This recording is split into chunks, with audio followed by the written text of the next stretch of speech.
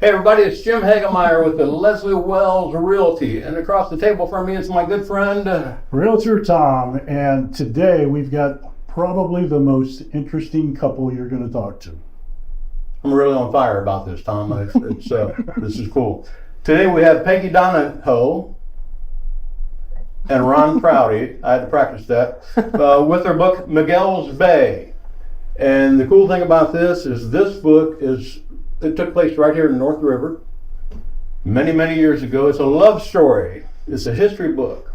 There's some war, there's some passion, there's some emotion in this book. And I tell you the truth, a lot of action, a lot of things going on. Good morning. Thank you for being here this morning. We're glad to be here. This is awesome. Welcome. Hey, what inspired you to write the book? Okay, and why did you write it? What brought this on?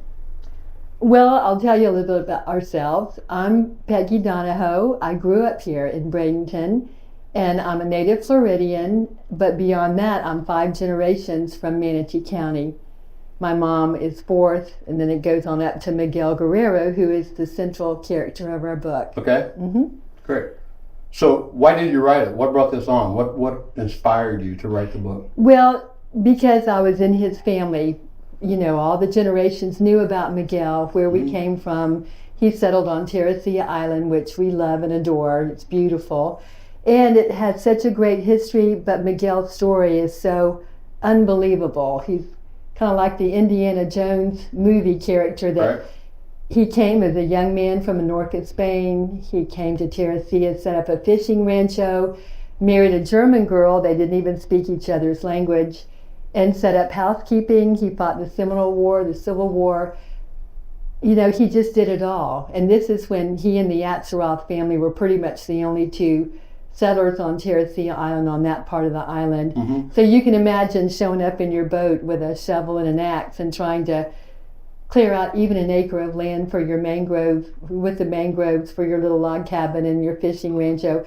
If you know anything about Terra Ceia, Boots Point is where his rancho was. Little fishing rancho, and then across the Humpback Bridge on the Miguel Bay side on the coast was his log cabin. So that, and we have a marker now on Boots Point and Bayshore Loop Road, so you can read about his story. So did I see this? His spot was 46 acres. Yep. Yeah, all along the coast, all the way down towards Madeira Mount. He owned that whole stretch along the beach there. Okay. So there's a lot going on here, but how much of this is actually history, and how much did you take maybe some liberties, Ron? Well, you know, with anything like this, you have to take some liberties because Miguel unfortunately didn't keep a diary or a journal. But what we did is we tried to research all the personal narratives of the families at the Eaton Room at the Central Library in Bradenton. There's a lot of pioneer memoirs and things that you can use, and Peggy spent a lot of time doing that. Several years before I became reacquainted with Peggy, I had done a lot of research on the Civil War units that were in the area, and that's how I discovered MIguel Guerrero. Had no idea that he was connected to Peggy's family, who I've known since I was a kid. About that. But so we used diaries, journals, period newspapers to find out the key events, you know, the milestone events throughout the timeline of the book, so that we could stay as accurate as possible. But because he didn't keep his own diary, we had to take liberties, you know, what exactly he would have experienced. But basing it on the diaries of other soldiers in his unit, we feel like we got a pretty accurate portrayal of what he would have seen and heard, you know, when he was fighting in the Seminole War and also the Civil War.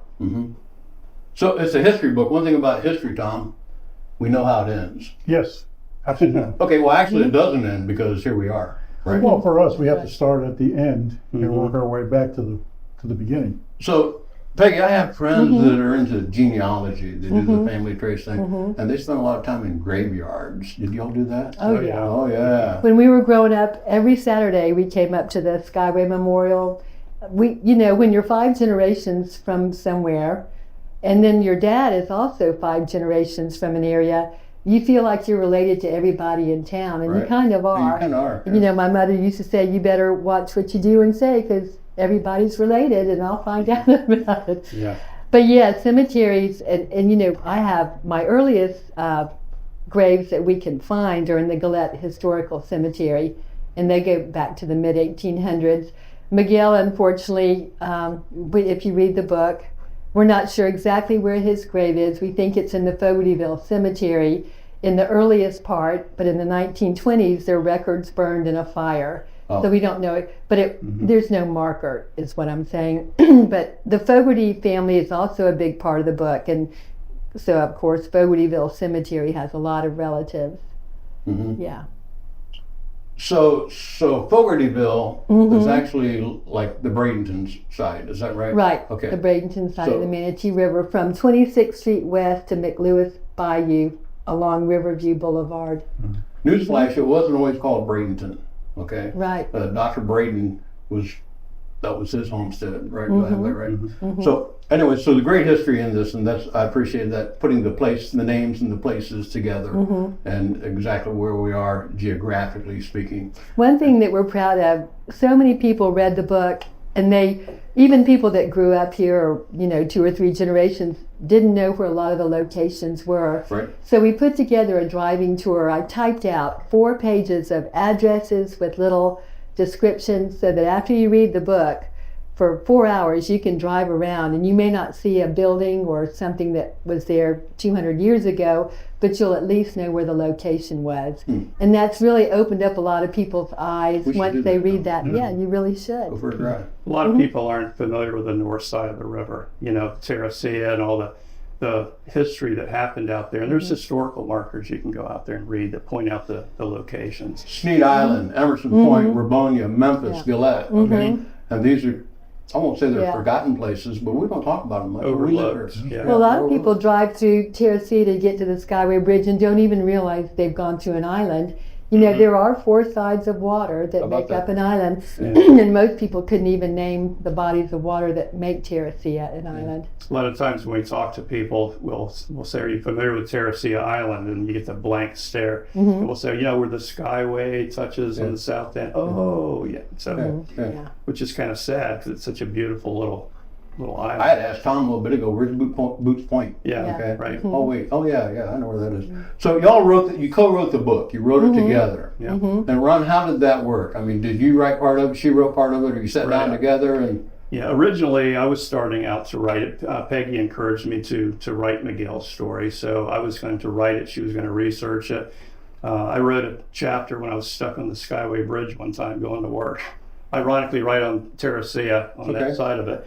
And I sent that to her, and a few weeks followed, and she didn't get another chapter. She got frustrated, I guess, waiting for the next one. So she wrote a chapter, and it blew me away when I read it. So it made me think of the novel Cold Mountain, which goes back and forth between a Civil War soldier and his future wife.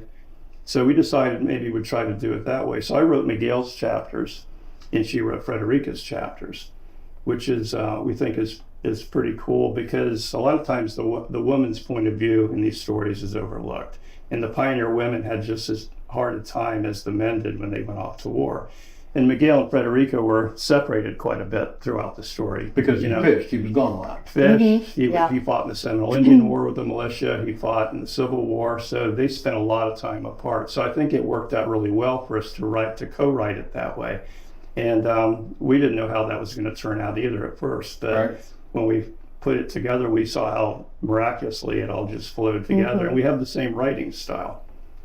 Which we didn't know because we never written anything. So it's pretty seamless. And if I didn't tell you, we don't point out that we co-wrote it, people would think it was written by one. No, I couldn't tell who wrote what. Right. If you'll notice, at the beginning of every chapter, there's a little line drawing. It may be a Calusa dolphin, which would be Miguel's chapter, or a line drawing of a hibiscus bloom, and that's Frederica's chapter. But if you'll notice, the book is dedicated to my mother, Marian Anderson. She had been a legal secretary all her life in Bradenton, Florida, and she was the one in her family, her generation, that was the historian. Every family seems to have one person that goes for the deep dive to find out about the past. And so when I moved back to Bradenton 7 years ago, we moved her to Freedom Village, and she had the big file cabinets chock full of deeds and marriage licenses. She had researched her family history her whole life, really, and written down so much. but she'd gotten older, and she'd always wanted a book written because his story is mentioned in Fogartyville book and Lords of Manatee, but a lot of people get it very wrong. You know, one person thought he was a pirate, you know, and one person, Because he was Spanish. yeah, because he was Spanish. So her goal, one of her goals in life was to get this story out and have it as true to fact as possible. So when I moved back, she just started pushing all this information on me, and I really became obsessed, like some people do. It's the first time in my life I had time to think about my family history or genealogy, and I lived at the Central Library for a long time, but that's how that So, got so started. while we're on, tell us about what's the central message of the book? What's the bottom line, Ron? Well, really, it's all about family, you know, about the importance of family through tough times, perseverance, also an appreciation of our ancestry, you know, where we came from. We wouldn't be here if it wasn't for the trials and tribulations our ancestors endured. So I think really that's the central message. Of course, there's a lot of history of the area, you know, which is also important. But if you had to pick a central message, I would think it would be perseverance in the face of hard times. And at some point, we all go through those. Just a quick side too, it's not just about that family.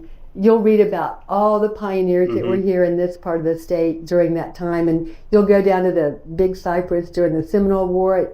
You know, it's a good Central Florida history lesson, whether you care about the Guerrero family or not. Right. Yeah, all the people that are mentioned in the book, the Gates, the Glaziers, you know, all of them are actual people that lived here on the river at that time. Wow. And all the events in the book are actual things that happened historically. You know, you asked about how accurate it was. We were very careful to not make up things. We had to make up conversations and, you know, make some inferences on things. But the things you read about and the people you read about are actual things that happen. Yeah, and they're marked in the area. I mean, you drive Yeah. around, you see the names Right. of some of the places. And oh yeah, that's. We'd love Yeah. to get the book into the school system. When we were growing up, fourth grade, we all had Florida history, and now there's just not much attention in the school system. So maybe someday we give them away to teachers. If you're a teacher, I'll give you one, because we want them to know the history of Florida too. Who came up with the cover of this book? It's a beautiful cover.